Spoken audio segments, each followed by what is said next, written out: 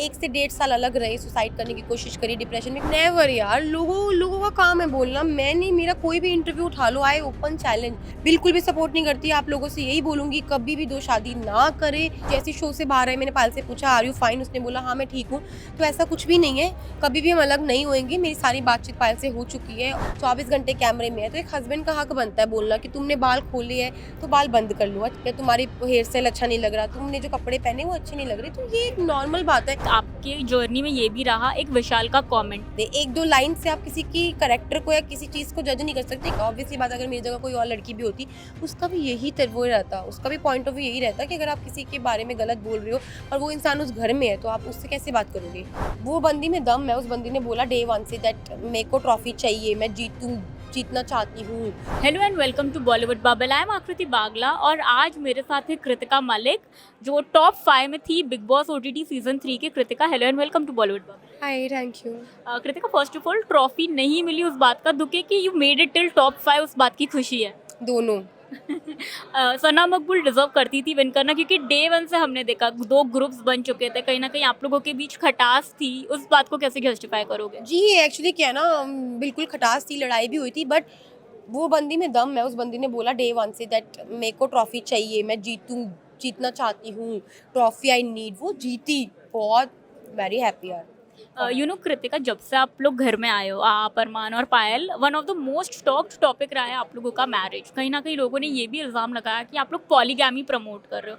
आप कैसे जस्टिफाई करोगे? नेवर यार, लोगों लोगों का काम है बोलना। मैं नहीं, मेरा कोई भी इंटरव्यू उठा लो, आई ओपन चैलेंज। मैंने, अरमान जी और पायल ने कभी नहीं बोला कि we support polygamy, we don't support at all. बिल्कुल भी सपोर्ट नहीं करती। आप लोगों से यही बोलूंगी, कभी भी दो शादी ना करे, ना करे, ना करे, और कभी बोला भी नहीं है। कृतिका, जब आप घर में थी, इवन जब मीडिया आई, प्रेस कॉन आया, आप पे तरह तरह के टैग लगे कि आपने अपनी दोस्त का घर तोड़ दिया, आपको डायन तक बोला गया। वेल कहूँ, जब वो फेस था आपकी लाइफ में, आपने कैसे डील किया? एंड क्या आप सच में सुसाइडल हो गई थी उस वक्त, जैसा आपने शो में कहा? एक्चुअली क्या है, जब मेरी शादी हुई थी तो चीज़ें इतनी समझ नहीं आ रही थी। शादी हो गई, उसके बाद जब कुछ टाइम बाद हमारी चीज़ें ख़राब हुई, हम अलग हो गए तीनों। 1 से 1.5 साल अलग रहे, सुसाइड करने की कोशिश करी, डिप्रेशन में, क्योंकि एक पॉइंट आ गया था कि हम तीनों अलग हो गए हैं, कुछ समझ नहीं आ रहा था। फिर उसके बाद जब हम वापस मिले तो ये चीज़ समझ आई इस 1 डेढ़ साल के अंदर कि हाँ, आपके लिए आपकी फैमिली ही इंपॉर्टेंट है। उस टाइम पे मेरे साथ कोई भी नहीं था, ना आप थे, ना ये कोई मीडिया थी, कोई भी नहीं था, हम तीनों ही थे। तो इन दी एंड आपको फैमिली, आपको लोग बोल के चले जाएंगे, पर आपके साथ जो रहेगा ना, अगर आपको बुखार है तो आपकी फैमिली आपको देखेगी। तो बस उस दिन से ठान लिया था कि हाँ, रहेंगे तीनों, साथ रहेंगे, मिलकर चीज़ों का सामना करेंगे। बट हाँ, सपोर्ट नहीं करते पॉलीगैमी को, हम यही बोलेंगे, आपने करिए, आप मत करिए। Kritika, one of the most talk topic आपके जर्नी में ये भी रहा एक विशाल का कमेंट। पहले तो कृतिका, उन्होंने काफ़ी बार आपको मुंह पे भी कॉम्प्लीमेंट किया है, तब आपने अनसेफ फील नहीं किया, बट अचानक मे बी इवन पायल से, एंड पायल ने भी काफ़ी ट्विस्ट करके वो स्टेटमेंट बोला। इवन भैया भाग्यशाली वाली बात आपके सामने आई। आप विशाल से मिलके क्लियर करोगे चीज़ें, या अभी खुद देख के आप कुछ क्लैरिफिकेशन इशू करोगे?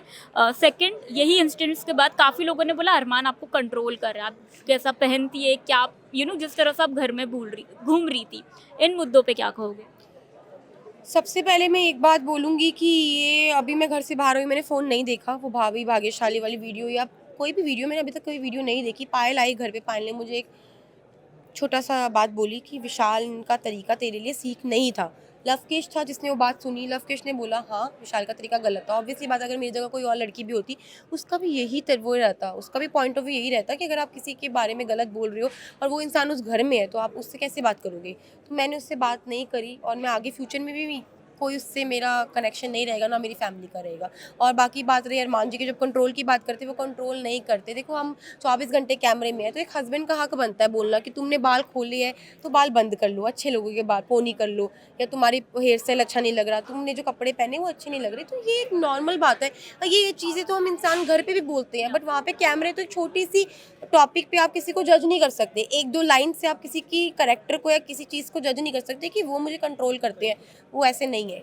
लास्टली यही पूछना चाहूँगी, आई नो आपसे काफ़ी लोगों ने इस बात का जिक्र किया कि पायल कह रही है कि वो डिवोर्स कर ले लेगी एंड कहीं ना कहीं आप तीनों एक बार फिर अलग हो जाओ, ऐसे सर्कमस्टांसेस हो सकते हैं। बात हुई पायल से and do you see that happening in near future?